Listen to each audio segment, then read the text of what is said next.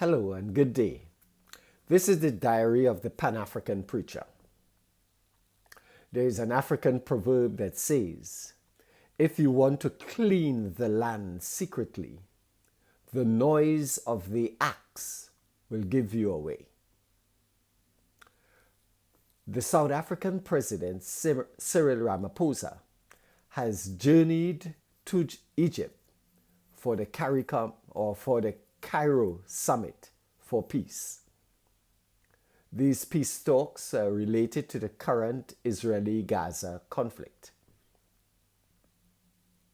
As I think about his journey, I cannot but reminisce on another African who was in the Gaza some 2,000 years previous, the records of which can be found in the book of Acts and the 8th chapter of the Christian Bible.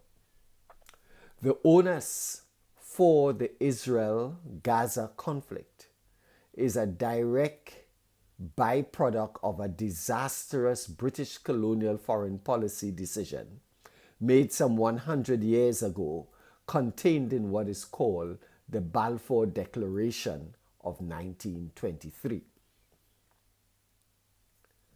The historical and traditional sentiments of Jewish identity has long held the idea of a promised land in Israel, territory surrounding the ancient city of Jerusalem.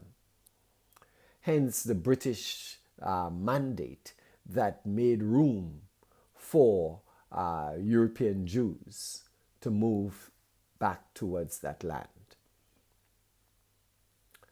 When I think of the royal official of Queen Candace as recorded in the book of Acts, making and traveling to Jerusalem to worship, it reminds me that he represented almost 1,000 years of diplomatic and religious ties between Ethiopia and the nation called Israel, which at that time, of course, was part of the Roman colonial province of Judea. The royal official, having carried out his diplomatic and religious duties in Jerusalem, was proceeding south homebound, and as he passed through the Gaza, came across Philip, a disciple of Jesus Christ, and engaged in a conversation which would eventually lead him to become a convert to the new religious sect called the Way, later named Christianity. What is a little surprising is in the recorded account, the royal officials seem oblivious of the fact that Jesus had been crucified or even the rumored news of his resurrection. Be that as it may, what would have come to the African officials' attention was that Jesus, the acclaimed Messiah's message, would have an enormous implication for the present and the future of both the province of Judea and the kingdom of Ethiopia. Studies have shown that when religious dogma, ideological intransience, identity politics, and historical fears combined, the combatants always seek to recruit God on their side.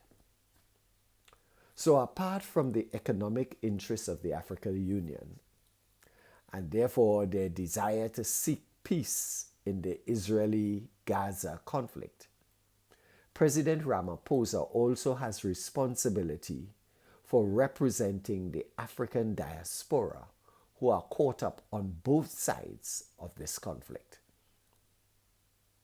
There are Ethiopian Jews and communities of African American Jews and Christians resident in the state of Palestine. Also, there are Afro-Palestinian Christians and Muslims in the state of Palestine and in the state of Israel. All of these have their own promissory note for a piece of that hallowed ground known as Israel. We certainly need to pray for this area. Ashe.